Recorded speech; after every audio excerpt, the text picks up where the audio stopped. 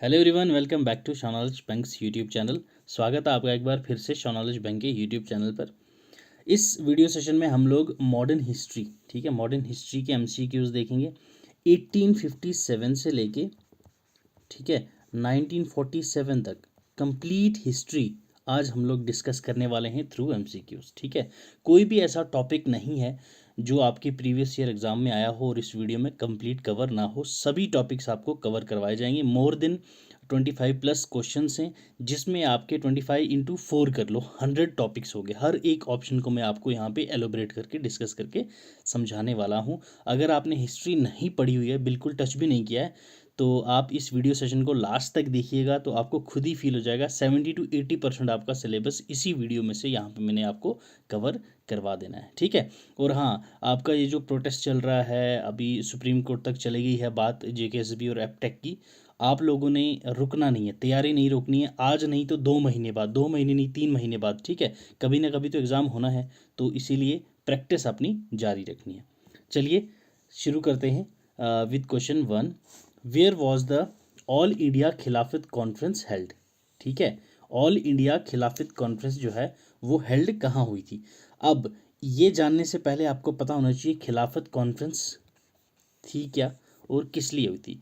खिलाफत कॉन्फ्रेंस हमने की थी खिलाफत आंदोलन की वजह से। खिलाफत आंदोलन दैट इज़ खिलाफत मूवमेंट, जो कि लॉन्च करी गई थी अली ब्रदर्स के द्वारा। ठीक है, याद रखना, अली ब्रदर्स के द्वारा, अली ब्रदर्स। ठीक है, मोहम्मद अली और लियाकत अली, ये दो भाई थे, इन्होंने ये शुरू करी थी यूनाइट करना मुस्लिम कम्युनिटी को। क्या? मुस्लिम कम्युनिटी को यूनाइट करके जो ऑटोमन अम्पायर, ठीक है, तुर्की हार गया था फर्स्ट वर्ल्ड वॉर में। ठीक है, एक तरफ तुर्की था, एक तरफ ब्रिटिश था। ब्रिटिश जीत गए थे और तुर्की हार गए थे, और वहाँ पे एक पोस्ट थी खलीफा। ठीक है, क्या पोस्ट थी? दैट इज खलीफा। तो वो खलीफा पोस्ट इन्होंने हटा दी। तो अब ये बोल रहे थे भाई साहब उसको दोबारा से खलीफा को दोबारा से खलीफा की पोस्ट को वैसे की वैसे रखो, उसको ना हटाओ। उसकी वजह से यहाँ पे क्या, इंडिया में क्या, ऑल ओवर वर्ल्ड में जितने जहाँ भी मुस्लिम्स थे वहाँ पे खिलाफत मूवमेंट छिड़ गई थी। तो इंडिया में अली ब्रदर्स ने लाया था, और इसी के चलते, ठीक, 1919 से लेके 1924 तक चली थी। क्लियर, याद रखिएगा। और इसी के चलते 1920 वाला, ठीक है, 1920 वाला जो सेशन हुआ था, ठीक है, उस सेशन में गांधी जी ने कन्विंस किया था सभी और अपोजिट लीडर्स को कि आप लोग क्या करिए, सपोर्ट करिए और एक अपना मूवमेंट जारी कीजिए, जिस मूवमेंट का नाम था non cooperation movement. Non cooperation movement, ठीक है। अब मुस्लिम्स तो पहले ही ये खिलाफ थे ब्रिटिश के, इसके खिलाफत मूवमेंट इन्होंने जारी कर दिया था। अब यहाँ पे ऑल ओवर इंडिया में जो बाकी कम्युनिटीज़ बची थी उन्होंने नॉन कोऑपरेशन मूवमेंट शुरू कर दिया। तो इसकी वजह से पहले ही हम लोगों को इसने, ब्रिटिशर्स ने तोड़ रखा था। किसकी वजह से? जो पार्टीशन ऑफ बंगाल किया था, हिंदू मुस्लिम कर दिया था। तो अब गांधी जी के पास एक मौका आ गया था, एक अपॉर्चुनिटी थी, किसकी? हिंदू मुस्लिम ब्रदरहुड की। ठीक है, इसी टाइम को हम लोग बोलते हैं हिंदू मुस्लिम ब्रदरहुड। ठीक है, ये एक पैन इस्लामिक मूवमेंट थी जिसको चलाया किसने था? अपना अली ब्रदर्स ने। क्लियर। तो आपका क्वेश्चन क्या था? ऑल इंडिया खिलाफत कॉन्फ्रेंस जो थी वो 1919 में कहाँ पे हेल्ड हुई थी? तो ये हुई थी सर आपकी दिल्ली में। क्लियर, ठीक है। और एक क्वेश्चन आपको और आ सकता है, खिलाफत कॉन्फ्रेंस का जो था प्रेसिडेंट कौन था? खिलाफत कॉन्फ्रेंस का प्रेसिडेंट कौन था? ये इंपॉर्टेंट है। मैक्सिमम लोग जो भी हैं अली ब्रदर्स को या फिर जो मुस्लिम नेम दिखता है उसको वहाँ पे टिक कराते हैं, बट नहीं, इसके प्रेसिडेंट थे कौन? महात्मा गांधी जी, याद रखना। ठीक है, महात्मा गांधी जी थे इसके प्रेसिडेंट। चलिए नेक्स्ट क्वेश्चन देखिए, who is popularly known as frontier Gandhi? Frontier Gandhi किसको बोला जाता है? बताइए sir. Option A Mahatma Gandhi, option B Khan Abdul Ghaffar Khan, C Vinoba Bhave, D Jawaharlal Nehru. बताइए सर। फ्रंटियर गांधी हम लोग बोलते हैं अब्दुल गफार खान। ठीक है, अब्दुल गफार खान, नाम याद रखिएगा, इंपॉर्टेंट नाम है ये। इनको हम लोग बच्चा खान के नाम से भी जानते हैं। ठीक है, बच्चा खान। क्लियर, बच्चा खान के नाम से भी इनको हम जानते हैं। और इन्होंने ऑनरली एड्रेस किया था फ़ख्र अफ़गान, ठीक है, याद रखना फ़ख्र अफ़गान। ओके, ये एक पश्तून इंडिपेंडेंस एक्टिविस्ट हैं। क्लियर, एक्टिविस्ट थी, है नहीं थे, ठीक है। और 1988 में इनका देहांत हो चुका था, और देहांत हो गया था।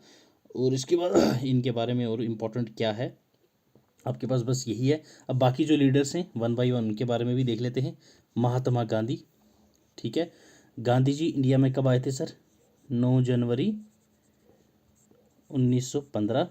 क्लियर, इस दिन हम क्या डे मनाते हैं? NRI day. Clear, NRI day celebrate करते हैं, ठीक है। और उसके बाद गांधी जी, ठीक है, गांधी जी के पहले 3 लिटमस टेस्ट आपको पता होने चाहिए। शॉर्टकट ट्रिक बता देता हूँ, केक। Okay, cake.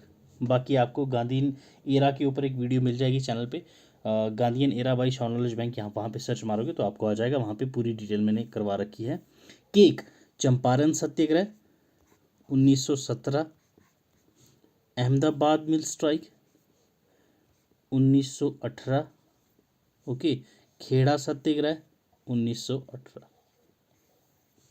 क्लियर, याद रहेगा।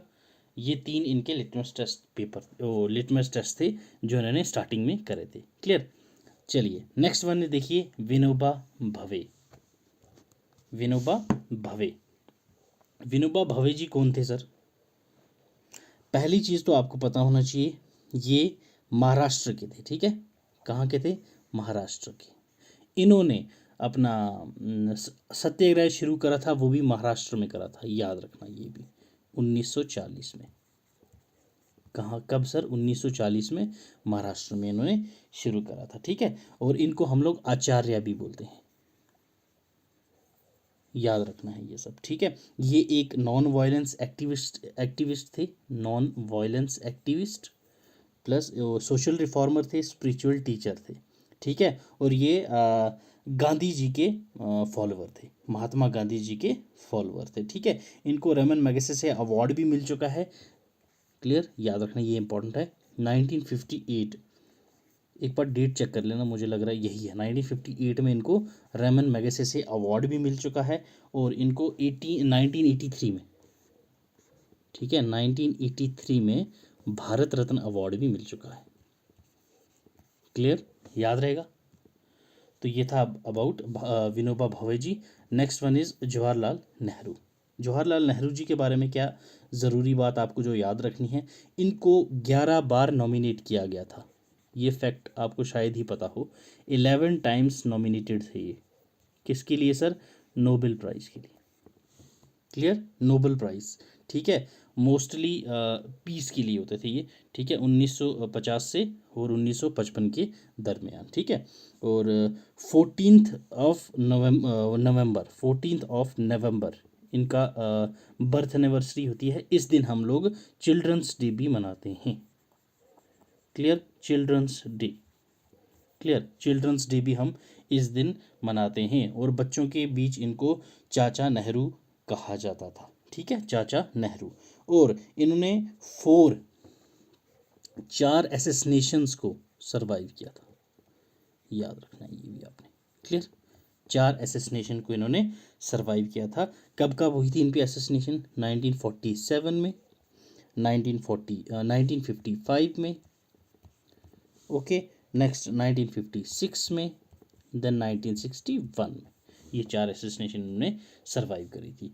ये पहली बार कब पॉलिटिक्स में आए थे फुली? तो ये आए थे सर 1929 में, जो कि इन्होंने प्रिजाइड करा था कांग्रेस सेशन, ठीक है, कांग्रेस का सेशन ने प्रिजाइड करा था। ये इंपॉर्टेंट सेशन है, आप मुझे बताइए कमेंट करके ये सेशन कहाँ पे हुआ था, लोकेशन, ठीक है।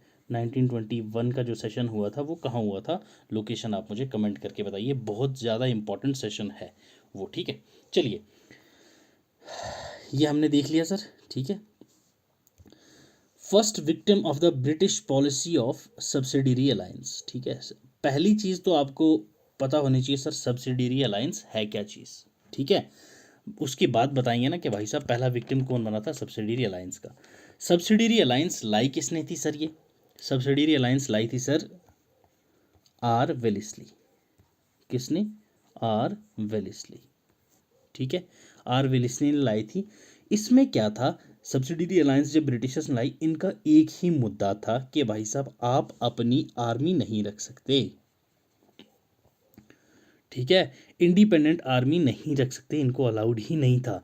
दे आर प्रोटेक्टेड बाय कंपनी, जो ईस्ट इंडिया कंपनी, ठीक है, EIC, इसके द्वारा इनको प्रोटेक्शन दी जाएगी।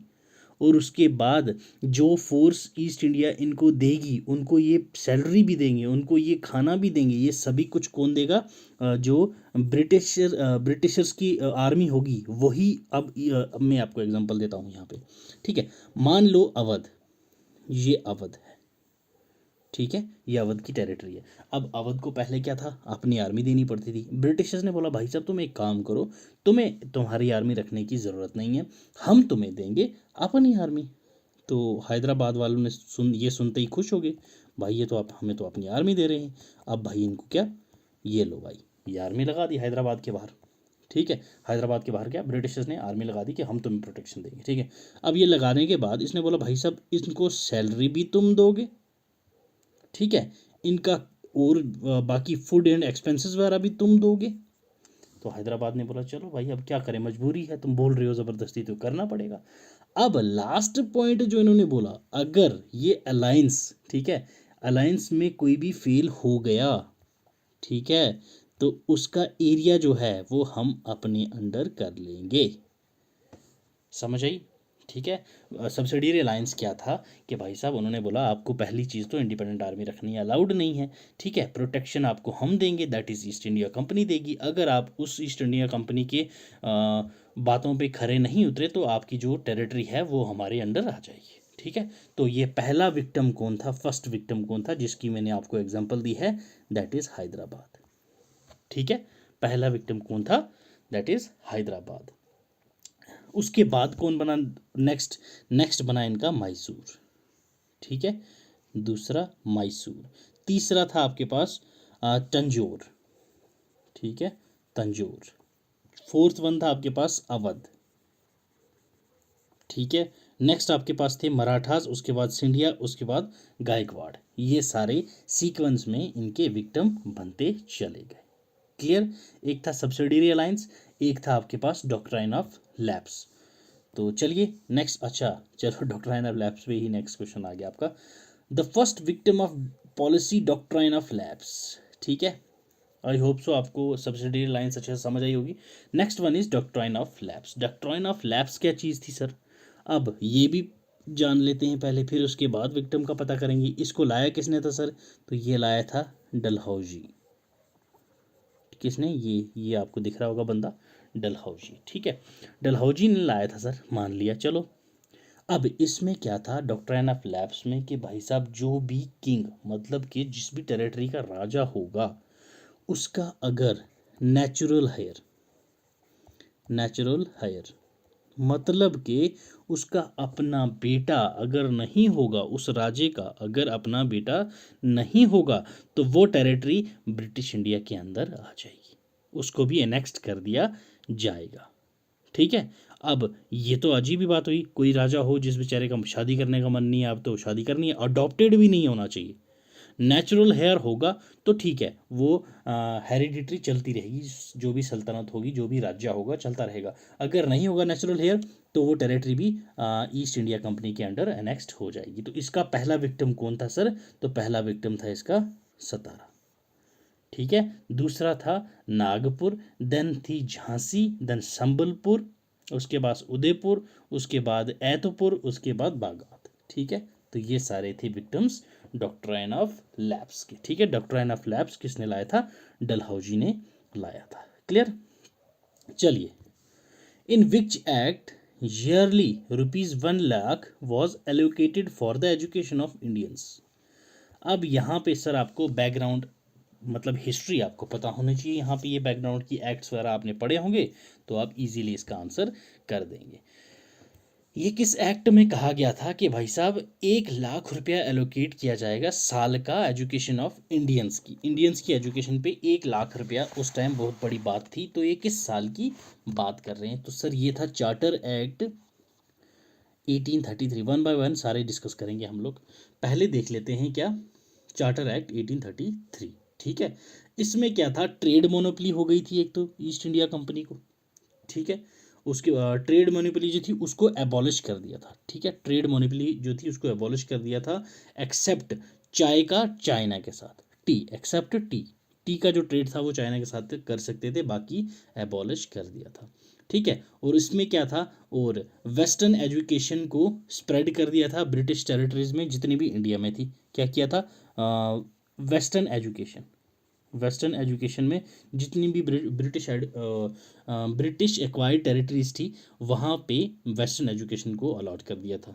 ठीक है, उसके बाद क्रिश्चियन मिशनरीज मतलब कि जो क्रिश्चियनिटी फैलाने के लिए लोग आते थे उनको भी इन्होंने अलाउ कर दिया था इंडिया में, अपने रीजन्स में प्रीच कर सकते थे ये जाके। ठीक है, और इसी के अंडर ही जो वेस्टर्न एजुकेशन था, इसी वेस्टर्न एजुकेशन को प्रमोट करने के लिए इन्होंने बोला था 1 लाख रुपया अलोकेट किया जाएगा इंडियंस की एजुकेशन को अपग्रेड करने के लिए। क्लियर, समझ आया? ठीक है, और उसके बाद उन्होंने लोकल गवर्नमेंट्स को भी इसी 1833 वाले एक्ट के अंदर ही एम्पावर किया था। चलिए, हो गया। नेक्स्ट देखिए 1773 का रेगुलेटिंग एक्ट। ठीक है, जस्ट सुनते रहो, अच्छे से आपकी रिवीजन करवा दूंगा मैं इस वीडियो सेशन में हिस्ट्री का। ठीक है, 1773। ठीक है, हाँ, इसने पहला काम क्या किया था, प्रोहिबिट किया था किसको, जो जितने भी अपने सर्वेंट्स थे किसके, ईस्ट इंडिया कंपनी के, कि भाई वो प्राइवेट ट्रेड नहीं कर सकते। ठीक है, प्राइवेट ट्रेड में इनको बाइकआउट कर दिया था। अब इन्होंने क्या कर दिया था, कोर्ट ऑफ डायरेक्टर्स, ठीक है, वो रिपोर्ट करेंगे इंडियंस अफेयर को, और रेवेन्यू और सिविल मिलिट्री की जो ब्रिटिश गवर्नमेंट थी उनको डिजैग्नेट कर दिया इन्होंने एज अ, वहाँ पे जो गवर्नर ऑफ बंगाल था उसको गवर्नर ऑफ जनरल, जो गवर्नर जनरल ऑफ बंगाल कर दिया था, वो भी एक्ट ऑफ 1773 के अकॉर्डिंग ही करा गया था। ठीक है, याद रखना है, गवर्नर ऑफ बंगाल को गवर्नर जनरल ऑफ बंगाल कर दिया था इन्होंने इसी एक्ट के अकॉर्डिंग। ठीक है, और first governor general of Bengal कौन था ये भी आपको पता होना चाहिए। First governor general of Bengal थे Warren Hastings, Warren Hastings. Clear, याद रहेगा? ठीक है, तो ये कौन सा था हमारा 1773। ठीक है, और उसके बाद कुछ इंपॉर्टेंट, हाँ, सुप्रीम कोर्ट की जुरिस्डिक्शन को ऑल हैबिटेंट ऑफ कोलकाता में इन्होंने कर दिया था 1774 में, सुप्रीम कोर्ट याद रखना है ये, सुप्रीम कोर्ट। नेक्स्ट वन देखिए 1784 का पिट्स इंडिया एक्ट। ठीक है, पिट्स इंडिया एक्ट, इसने क्रिएट किया था डबल गवर्नमेंट सिस्टम, याद रखना है आपने। ठीक है, double government system, double government system किसने लाया था, पिट्स इंडिया एक्ट के अकॉर्डिंग। ठीक है, इसमें ही जो मैंने ऊपर आपसे बात की थी 1773 वाले में कि कोर्ट ऑफ डायरेक्टर्स, यहाँ पे कोर्ट ऑफ डायरेक्टर्स और बोर्ड ऑफ कंट्रोल दो बॉडीज में क्रिएट हो गए। ठीक है, और इसमें पहली बार जो कंपनी की टेरिटरीज थी उसको ब्रिटिश पोसेशन इन इंडिया कहा गया था पिट्स इंडिया एक्ट में। ब्रिटिश पोसेशन इन इंडिया ये पहली बार इस एक्ट में कहा गया था। ठीक है, और इसमें सुप्रीम कंट्रोल कंपनी के अफेयर और एडमिनिस्ट्रेशन पे जो था वो ब्रिटिश गवर्नमेंट का पास कर दिया गया था 1784 के अकॉर्डिंग। क्लियर, ये था हमारा 1784 का Pitt's India act. Next one अपने पास आता है 1833 का चार्टर। ठीक है, रिन्यूअल एक्ट 1833 का चार्टर। अपने पास चार्टर एक्ट कितने थे ये आपको पता होना चाहिए, और चार्टर एक्ट कितने कितने साल के बाद आते थे ये भी आपको पता होना चाहिए। चार्टर एक्ट आए हैं आज तक जितने भी, वो हर 20 साल के बाद आए हैं। याद रखना, कितने कितने साल बाद आए हैं, 20-20 साल बाद आए हैं। क्लियर, अपना लास्ट चार्टर एक्ट कौन सा था, तो वो था 1853। ठीक है, देख लो 20 साल का गैप है, ये एक ट्रिक है, याद रखनी है आपने। अब इसमें क्या हो गया था, चार्टर एक्ट ऑफ 1833 का जो था इसको saint Helena act, saint Helena act भी बोलते हैं। ठीक है, चार्टर एक्ट ऑफ, एक मिनट, ये जो 1833 का था इसको सेंट हलीना एक्ट। ठीक है, सेंट हेलेना एक्ट भी इसको बोलते हैं। ठीक है, इसमें क्या था, activities of East India company as a commercial body, और इसको प्योरली एडमिनिस्ट्रेटिव बॉडी कर दिया। कमर्शियल बॉडी से हटा के इसको एडमिनिस्ट्रेटिव बॉडी बना दिया गया, किसको, ईस्ट इंडिया कंपनी को। और 1833 के एक्ट के अकॉर्डिंग ही गवर्नर जनरल ऑफ बंगाल जो था उसको गवर्नर जनरल ऑफ इंडिया कर दिया गया। गवर्नर जनरल ऑफ बंगाल को गवर्नर जनरल ऑफ इंडिया कर दिया गया। क्लियर, याद रखना आपने। और गवर्नर जनरल ऑफ इंडिया कौन था पहला, विलियम बेंटिक। ठीक है, William Bentinck first governor general of India था। ठीक है, और गवर्नर जनरल के पास सिविल और मिलिट्री पावर दोनों थी। गवर्नर जनरल ऑफ इंडिया जो था उसके पास सिविल और मिलिट्री पावर दोनों की ही क्षमता होती थी। ठीक है, ये हमने देख लिया चार्टर एक्ट 1813 में ही जो था ये रोल था किसका, 1 लाख रुपए का, कि भाई साहब हाँ इंडियन एजुकेशन को अपग्रेड करने के लिए हमने 1 लाख रुपया फिक्स कर दिया था साल का। ठीक है, चलिए नेक्स्ट देखिए, who among the following passed the vernacular press act. Vernacular press act है क्या चीज़ सर, पहले तो आपको ये पता होना चाहिए कि वर्निकुलर प्रेस एक्ट है क्या। वर्निकुलर प्रेस एक्ट कब आया था, 1878। Clear, vernacular press act. ठीक है, इसमें क्या गया था, इसमें जिसने, इनमें से अभी हम देखेंगे किसने पास किया था, उस बंदे ने कहा कि भाई साहब सिर्फ और सिर्फ इंग्लिश न्यूज़पेपर ही छपेंगे। ठीक है, बाकी रीजनल लैंग्वेज के जितने भी हैं वो सारे बैन कर दिए जाएंगे। मोस्टली इस बंदे को दिक्कत किससे थी, दैट इज इंदु प्रकाश। इंदु प्रकाश, ठीक है, ये एक न्यूज़पेपर था रीजनल लैंग्वेज में जो भड़काता था लोकल्स को अगेंस्ट ब्रिटिश इंडिया। ठीक है, क्योंकि जो ब्रिटिश गलत काम करेंगे उसके बारे में वो अपना मीडिया तो बोलेगा, मीडिया अगर बोलने से रह गया तो भाई साहब देश कैसे चलेगा। ठीक है, तो उस टाइम पे जो ये मीडिया के खिलाफ इन्होंने बैन लगा दिया, मतलब कि प्रेस के खिलाफ इन्होंने बैन लगा दिया कि सिर्फ और सिर्फ इंग्लिश न्यूज़पेपर ही चलेगा, बाकी कुछ भी नहीं चलेंगे। ठीक है, तो इस ये बंदे को, ये कौन था सर बता देता हूँ, लॉर्ड लिटन। ठीक है, लॉर्ड लिटन ने ये पास करा था। इस बंदे को क्रूअल पर्सन भी बोलते हैं। ठीक है, ओके, ये इसने अपने आप को कहा था ऑन मेरेडिथ, ऑन मेरेडिथ। ठीक है, और उसके बारे में और देखते हैं बाद में, पहले ये देख लेते हैं। हमारे पास इंग्लिश न्यूज़पेपर को बैन कर दिया था। एक न्यूज़पेपर था जिसका नाम था अमृत बाजार, अमृत बाजार। ठीक है, अमृत बाजार न्यूज़पेपर ऐसा इंग्लिश पहला हिंदी न्यूज़पेपर था जो रातों रात इंग्लिश में ट्रांसलेट हो गया था। इन्होंने बोला ना इंग्लिश में होगा, तो इसका अगले दिन ही इंग्लिश वर्जन आ गया था। नाम याद रखना है, अमृत बाजार। ठीक है, अमृत बाजार, तो ये पता चल गया होगा आपको। अब देख लेते हैं लॉर्ड लिटन के बारे में कि भाई साहब ये बंदा कौन था। ठीक है, लॉर्ड लिटन, लॉर्ड लिटन वो बंदा था जो किस टाइम पे, किस टाइम से किस टाइम इसका टेन्योर था, तो दैट इज 1876 से लेके 1880 तक, ये 4 साल ये था। और इसकी बुक्स पूछी जाती हैं, बुक्स याद रखना, last tempest of India, last tempest of India, ये इसकी बुक है। ओके, एक हाँ, no life and moments in valley of India, ये भी इसी की थी, नो लाइफ, ठीक है, and moments in valley of India. ठीक है, ये 2 बुक्स इसकी इंपॉर्टेंट है, ईपीएफई एग्ज़ाम वालों के लिए काफ़ी इंपॉर्टेंट है। ये बुक्स के नाम पूछे जाते हैं तो बुक्स आपको पता होनी चाहिए। ठीक है, लोग इसको क्रूअल बोलते थे क्योंकि भाई साहब ये जो बंदा था, ठीक है, इस बंदे ने क्या क्या किया था, एक तो प्रेस वर्निकुलर एक्ट था, आर्म्स एक्ट इसने लाया था 1878 में ही। ठीक, ओके, और उसके बाद हाँ यही सब था इसके बारे में। Next one is Lord Ripon, इसके बाद आए थे रिपन जी। रिपन जी थे 80 से लेके 84, क्लियर, 80 से 84 तक थे। ये इसको हम लोग गुडमैन बोलते थे, क्या बोलते थे, गुडमैन। जितने भी अच्छे एक्ट थे, ठीक है, जितने भी, इसने लेबर के लिए काफ़ी अच्छा काम किया था, चाइल्ड लेबर प्रोहिबिशन के लिए, फीमेल वर्कर्स के लिए, ठीक है, मेल वर्कर्स, कुछ भी हो, फैक्ट्री एक्ट्स वगैरह इसने ही लाए थे। ये बंदा अच्छा था। फैक्ट्री एक्ट, ठीक है, फैक्ट्री एक्ट 1881, ठीक है। फैक्ट्री एक्ट 1881 इसने लाया था, जिसके अगेंस्ट ये बोला गया था कि भाई साहब चाइल्ड लेबर जो है उसको प्रोहिबिट करेंगे हम लोग, ठीक है, चाइल्ड लेबर को प्रोहिबिट किएंगे करेंगे।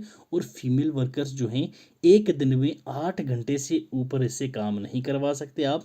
मेल वर्कर जो है उससे भी आप 12 घंटे से ज़्यादा काम नहीं करवा सकते आप, ठीक है, ये याद रखना है, ठीक है। और इस बंदे की लोकल्स के साथ सबसे ज़्यादा इन्वॉल्वमेंट होती थी, ठीक, याद रखना है ये भी, ठीक है। और इसने कहा था कि भाई साहब एडमिनिस्ट्रेशन और जुडिशरी के साथ साथ लोकल्स का भी योगदान होना चाहिए, इंडियंस का भी हक है, वो भी सरकार के बीच में आके बातचीत कर सकते हैं। ये अल्बर्ट बिल थी, ठीक है, जिसके अकॉर्डिंग फिर इस बेचारे को ज़बरदस्ती रिमूव कर दिया गया कि भाई साहब तू तो अच्छे काम कर रहा है इंडियंस के साथ, तेरी ज़रूरत नहीं है, तो इसको फिर निकाल दिया गया था इस पोस्ट से, ठीक है। तो ये था अपना लॉर्ड लिटन जिसने प्रेस वर्निकुलर एक्ट लाया था। चलिए नेक्स्ट देखिए, who among the following is not one of the important leaders associated with the revolt of 1856। Revolt of 1856 बोल रहा हूँ, रिवॉल्ट ऑफ 1857 ये है क्या चीज़ सर? सिपॉय म्यूटनी भी आप इसको बोल लेते हो, ठीक है, फर्स्ट वॉर ऑफ इंडिपेंडेंस भी इसको आप बोल लेते हैं, ठीक है।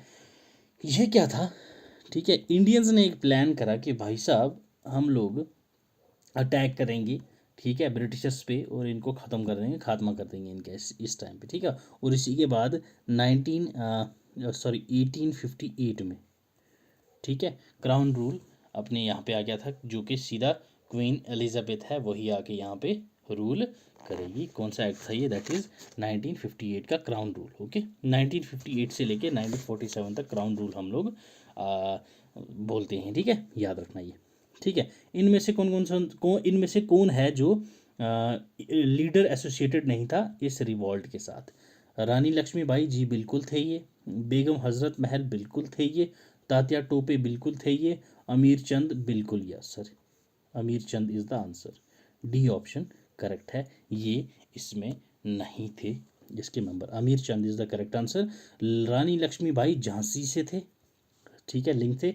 नाना साहेब दोंदू पंत कानपुर से थे, बेगम हजरत महल लखनऊ से थी, तात्या टोपे, ठीक है, रामचंद्र पांडुरंग कानपुर से थे, कुंवर सिंह बिहार से थे, और इसके जो हेड कौन थे, ठीक है, हेड ऑफ 1857 का जो रिवॉल्ट था दैट इज बहादुर शाह जफर, बहादुर शाह जफर, ठीक है। अब एक चीज़ बताइए, जिस वॉर का हेड ही 70-80 ईयर्स ओल्ड हो तो उस वॉर का फेस कैसा रहेगा? फेस ऑफ रिवॉल्ट कौन था? बहादुर शाह जफर, जो कि ओल्ड आदमी है, वो खुद कुछ कर नहीं पा रहा, तो वो आगे यंगस्टर्स को कैसे संभालेगा, ठीक है। तो इसी वजह से ये वॉर हम लोग हार गए थे, क्लियर। चलिए, who was the viceroy of India at the time of चोरा चोरी इंसिडेंट? चोरा चोरी इंसिडेंट जब हुआ था तो उस टाइम पे वाइसरॉय कौन था? चोरा चोरी इंसिडेंट हुआ कब था सर? ये भी आपको पता होना चाहिए, 4 फरवरी 2022, ओ सॉरी 4 फरवरी 1922, ठीक है, 1922 में हुआ था, 4 फरवरी को हुआ था चोरा चोरी इंसिडेंट, जिसमें 22, याद रखना, 22 पुलिसमैन्स को लोकल्स ने जला दिया था। अब यहाँ हुआ क्या था, कुछ प्रोटेस्ट चल रहा था जिसमें से इन्होंने इनके लीडर्स को अरेस्ट कर दिया, तो लोग वहाँ पे गए इकट्ठे होके कि भाई हमारे लीडर को आप छोड़िए, रिलीज़ करिए। पुलिस वालों ने इन पे गोली चला दी, ठीक है। तो अब लोकल्स को आया गुस्सा, लोकल्स ने वो उसी पुलिस स्टेशन को आग लगा दी, जिसमें 22 पुलिसमैन प्लस 3 लोकल्स की डेथ हो गई थी, टोटल 25 आदमी की डेथ हो गई थी। तो उस टाइम पे जो वॉइस राय थे तो वो थे Lord reading, clear, Lord reading, clear, ये देख लिया हमने, ठीक है, ओके। हाँ, उस टाइम पे 1922 का जो नेशनल कांग्रेस सेशन हुआ था, गया में हुआ था, उसके प्रेसिडेंट कौन थे? चित्तरंजन दास, याद रखना, चित्तरंजन दास। चलिए नेक्स्ट क्वेश्चन देखिए, C Rajagopalachari led the salt Satyagraha in which of the following states? C Rajagopalachari ji ने किस स्टेट में सॉल्ट सत्याग्रह शुरू करा था? हाँ जी सर बताइए। तो इन्होंने सर करा था तमिलनाडु में, ठीक है, तमिलनाडु में इन्होंने करा था। सी राजगोपालाचारी के बारे में थोड़ा सा देख लेते हैं। इसी इनको हम लोग राजा जी बोलते हैं, ठीक है, इनको हम लोग क्या राजा जी भी बोलते हैं। और ये एक लॉयर थे, याद रखना है। और ये गवर्नर जनरल ऑफ इंडिया थे पहले, first governor general of India, याद रखना ये सी राजागोपालाचारी, ठीक है। और ये चीफ मिनिस्टर भी रह चुके हैं तमिलनाडु के, ठीक है, तमिलनाडु के सीएम भी रह चुके हैं 52 से 54 के टाइम। क्लियर, सी राजागोपालाचारी। हाँ, इन्होंने स्टार्ट करी थी मार्च कहाँ से, तिरुचि से 13 अप्रैल को, और कहाँ विदरयम में पहुंचे थे 28 अप्रैल को, ठीक है। साल्ट सत्याग्रह, ये एक सिविल डिसऑबिडेंस मूवमेंट थी जो गांधी जी ने शुरू करी थी अपना साबरमती आश्रम से, ठीक है। ये प्रोटेस्ट था against British rule in India. Clear, next देखिए, इम्पॉर्टेंट है ये, इसमें थोड़ा सा ध्यान से देखिएगा। और चलिए, the Poona pact of 1932 was an agreement between, ठीक है, पूना पैक्ट जो था ये किस किस के बीच में एग्रीमेंट था, नेहरू एंड अम्बेडकर, गांधी जी एंड अम्बेडकर, मौलवी एंड अम्बेडकर, गांधी एंड नेहरू। तो ये था क्या चीज़ पूना पैक्ट, पहले तो आपको ये पता होना चाहिए। तो सर यहाँ पे क्या होता है हमारे पास, थोड़ा सा बैक चला जाते हैं 1927 में, ठीक है, एक कमीशन भेजी जाती है जिसको हम बोलते हैं साइमन कमीशन, कि भाई इंडिया में जाओ, उनकी सिचुएशन देख के आओ कि उनको हम लोग कुछ एक्ट वैक्ट दें, ठीक है, किस चीज़ की ज़रूरत है उनको, थोड़ा सा चेकअप करके आओ। तो ये एक कमीशन भेजी जाती है इंडिया में, कितने मेंबर्स की बॉडी होती है, 7 मेंबर बॉडी, और इसमें एक भी इंडियन नहीं होता।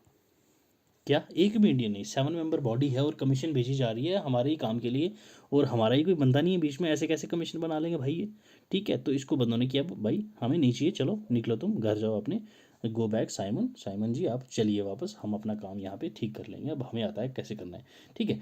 तो इस चीज़ के यहाँ पे इनको कोई रिपोर्ट आई नहीं, तो फिर उन्होंने बोला चलो भाई आप काम करते हैं, एक राउंड टेबल कॉन्फ्रेंस करते हैं, ठीक है। तो पहली राउंड टेबल कॉन्फ्रेंस होती है, ठीक है, फर्स्ट राउंड टेबल कॉन्फ्रेंस होती है जी, कब, 1930 में। और इसमें जो अपना नेशनल कांग्रेस थी उन्होंने बाइकआउट कर दिया, मेजर पार्टीज जो थी उन्होंने बाइकआउट कर दिया, मैक्सिमम पार्टीज जो थी इंपॉर्टेंट वाली उन्होंने बाइकआउट कर दिया।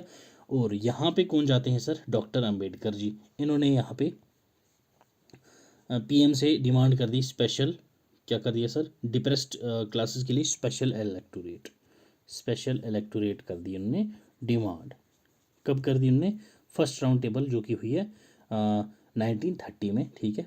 स्पेशल इलेक्टोरेट दे दो भाई साहब, डिप्रेस्ड क्लासेस को इन्होंने डिमांड कर दी, बाकी तो कोई वहाँ गया ही नहीं था।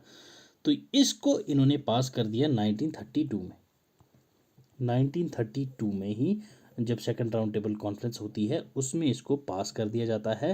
रामसे मैकडोनल्ड ने, जो उस टाइम के वहाँ पे पीएम थे, रामसे मैकडोनल्ड, उन्होंने कॉम्युनल अवार्ड माइनॉरिटीज़ क्लासेस के लिए और डिप्रेस्ड क्लासेस के लिए पास कर दिया, ठीक है, जिसको हम लोग बोलते हैं communal award of 1932, communal award, ठीक है।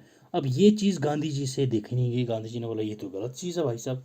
तो गांधी जी ने क्या किया, ये गांधी जी तब थे येरवाड़ा जेल में थे, तो वहाँ पे इन्होंने फास्ट रख दिया कि भाई साहब मेरे को ये मंजूर नहीं है, ये हमारे देश में बंटवारा करवा रहे हैं, ये अपने को मंजूर नहीं है, ठीक है। तो उसके बाद गांधी जी ने अंबेडकर के साथ एक पैक्ट किया। तो ये पैक्ट किसका आ गया, गांधी जी और अंबेडकर के बीच में, कि भाई साहब हम लोग क्या करेंगे, ये जो ब्रिटिशर्स हैं ये हमें बांट रहे हैं, हमें ये नहीं चाहिए, हम सीटों को रिजर्व कर देंगे, ठीक है, सीट्स को रिजर्व करेंगे, जो डिप्रेस्ड क्लासेस हैं, जो माइनॉरिटीज़ हैं, उनके लिए जो प्रोविंशियल काउंसिल्स में होंगी वो हम लोग सीट्स रिजर्व कर देंगे, मगर ऐसे नहीं चलेगा कि भाई साहब स्पेशल इलेक्टोरेट ही दे दो एक बंदों को अलग से ही नहीं, हम लोग कुछ रिजर्वेशन रखेंगे। तो ये था अपना पूना पैक्ट जो 1932 में हुआ था, ठीक, गांधी जी और अंबेडकर के बीच में। क्लियर, याद रहेगा ये हमने सब देख लिया है। चलिए, who started the first newspaper in India, India में पहला न्यूज़पेपर किसने शुरू करा था, बाल गंगाधर तिलक, राजा राम मोहन रॉय, जे.ए. हिकी, या फिर लॉर्ड विलियम बेंटिक। तो ये शुरू किया था सर किसने, J A. Hicky, C is the correct answer. Clear, J A. Hicky कौन सा था, that is Bengal gazette was the first English newspaper started by J A. Hicky, कब, 1979 और 1779 और 1780 में कलकत्ता में, क्लियर, कलकत्ता में J.A. हिकी के द्वारा। चलिए, who threw 2 bombs on the door of Central Assembly in New Delhi on April 8, 1929? Bhagat Singh, Batukeshwar Dutt, Rajguru या बोथ ए एंड बी? तो ये क्या हुआ था सर सेंट्रल असेंबली में, ठीक है, भगत सिंह जी ने और बटुकेश्वर दत्त जी ने एक बॉम्ब फेंका था इसके डोर पे, ठीक है। इनका मकसद ये किसी का नुकसान पहुंचाने का नहीं था, किसी को मारने का नहीं था, तो एक ही मकसद था, टू मेक देम डेफ। याद रखना, to make them deaf, clear, ये याद रखना आपने। तो इसका आंसर हो जाएगा हमारे पास both A and B. Simple सवाल था, टू द पॉइंट, ये तो कुछ इसमें वो नहीं था, ठीक है। हाँ, एक इनका असेंबली में ये जब बॉम्ब गिराया था उन्होंने, ठीक है, कॉरिडोर में, और एक डोर पे 2 बॉम्ब इन्होंने गिराए थे, तो इन्होंने शाउट किया था इनकलाब जिंदाबाद, लॉन्ग लिव रेवोल्यूशन। चलिए सर, नेक्स्ट क्वेश्चन देखिए। The Jallianwala Bagh meeting was called to protest the arrest of. Jallianwala Bagh में जो लोग इकट्ठे हुए थे, किसका अरेस्ट हुआ था, किसके छुड़ाने के लिए वहाँ पे बात करने के लिए बेचारे मीटिंग कर रहे थे? तो वो 2 बंदे कौन थे? सैफुद्दीन किचलू, सत्यपाल मलिक। सैफुद्दीन किचलू या भगत सिंह, सत्यपाल और हेमो केलानी, राम प्रसाद बिस्मिल या वासुदेव बलवंत?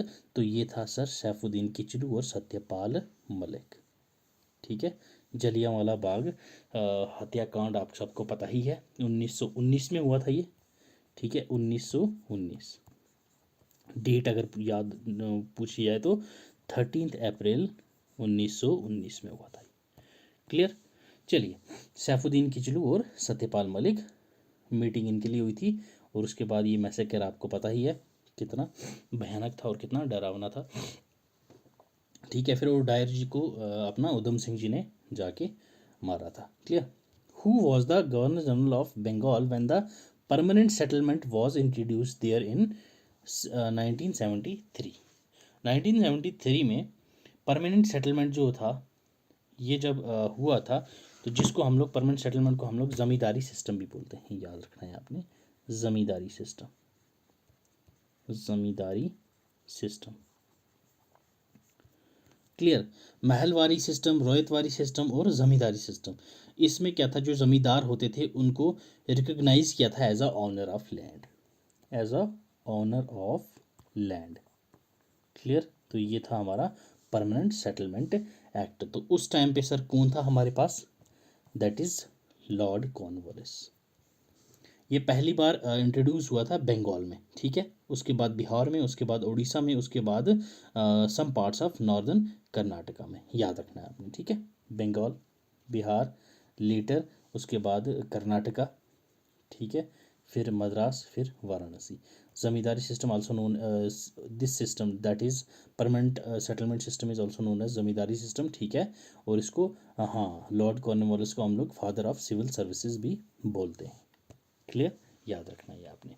चलिए sir, in which of the following moments did Mahatma Gandhi make the first use of hunger strike? Hunger strike, भूख हड़ताल, गांधी जी ने पहली बार किस मोमेंट में करी थी?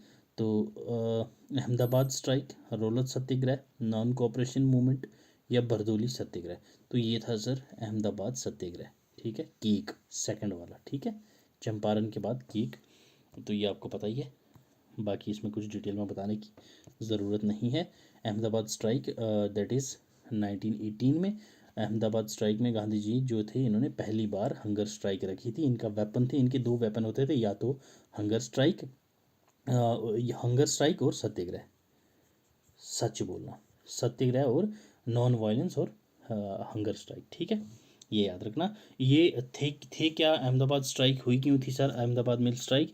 तो ये जो था ऑनर और वर्कर्स के बीच में डिस्प्यूट हो गया था। यहाँ पे जो ऑनर है वो काफ़ी मोटी सामी थी, मतलब पैसा अच्छा खासा कमा रही थी, बट फिर भी जो वर्कर्स थे उन बेचारों को कुछ मुनाफा नहीं दे रही थी, एक्स्ट्रा वेजेस नहीं हो रही थी। तो यहाँ पे इन्होंने बोला था पहले 50% हमें इंक्रीज़ करो, और फैक्ट्री ऑनर्स बोलने लगे हम 20% इंक्रीज़ करेंगे। तो देन लास्ट में इनकी जो बात हुई थी वो 35% इंक्रीज़ हो गई थी वेजेस में, क्लियर। चलिए sir, where did Acharya Vinoba Bhave start the individual सत्याग्रह 1940, ये मैंने आपको बताया है सर। ठीक है, तो ये आपको क्वेश्चन का आंसर कमेंट सेक्शन में बताना है। ये स्टार्टिंग में ही हमने डिस्कस कर लिया था। ठीक है, विनोबा भावे जी के बारे में जब मैंने आपको बताया था। चलिए ठीक है, ये क्वेश्चन आंसर आपने देख लिया होगा, बट फिर भी आप कमेंट सेक्शन में ज़रूर बताइएगा। Gandhi considered khadi as a symbol of, Gandhi ji ने खादी को कंसिडर किया था सिंबल ऑफ किसका? Industrialization, economic independence, economic growth या मॉरल प्योरिटी। तो ये क्या था सर? तो that is economic independence. Khadi जो था वो गांधी जी यूज़ करते थे और प्रमोट करने के लिए इकोनॉमिक इंडिपेंडेंस के लिए। कहाँ पे यूज़ हुआ था ये? विजयवाड़ा सेशन INC 1921 में इसको ऐसा गांधी जी ने कहा था। ठीक है, इंडिया विंस फ्रीडम, ये बायोग्राफी किसकी है? अब्दुल कलाम आज़ाद, मोहम्मद अली, जाकिर खान, सैयद मोहम्मद अहमद। तो ये है अब्दुल कलाम साहब की। ठीक है, India wins freedom, in the discovery of India, ये जवाहरलाल नेहरू, याद रखना आपने। ठीक है, अब्दुल कलाम आज़ाद जी की है इंडिया विंस फ्रीडम। क्लियर? चलिए, ये रही कब ये जब इनके, हाँ याद रखना, ये जब इनकी डेथ हो गई थी उसके बाद इनकी ये ऑटोग्राफी आई गई थी और इनको 1992 में, ठीक है, decades after his deaths, Azad was awarded with the Bharat Ratna, India's highest civilian award. ठीक है, याद रखना है, भारत रत्न 1992। क्लियर? चलिए, who was the president of Indian national congress when the Mountbatten plan accepted? Mountbatten plan accept एक्सेप्ट किया गया था तो उस टाइम पे कांग्रेस के प्रेसिडेंट कौन थे सर? तो ये थे अपने पास JB कृपलानी। ठीक है, सेशन था 1947 का जो हेल्ड हुआ था मेरठ में। ठीक है, आचार्य JB कृपलानी ये प्रेसिडेंट थे INC के जब माउंट बैटन प्लान जो था इंडिपेंडेंस का एक्सेप्ट किया गया था। Clear? JB Kripalani is the answer. बहिष्कृत हतिक्रीनी सभा was related who among the following? बहिष्कृत, ये आपको फोटो में ही दिख रहा होगा सर। ठीक है, ये जो सभा थी ये किसके रिलेटेड है? महात्मा गांधी, BR अम्बेडकर, तेज बहादुर सप्रू या CR दास। तो ये है हमारे option B, that is B, doctor BR Ambedkar. ठीक है, इन्होंने सेटअप की थी बहिष्कृत हतिक्रीनी सभा। क्लियर? तो ये थी सर हमारी हिस्ट्री के कुछ इंपॉर्टेंट MCQs। तो मुझे उम्मीद है आपकी हिस्ट्री की अच्छे से रिवीजन हुई होगी इससे। तो ऐसे ही वीडियोस के लिए सब्सक्राइब ज़रूर कीजिएगा। तो चलिए, पढ़ते रहिए, खुश रहिए। God bless you, keep learning, keep sharing.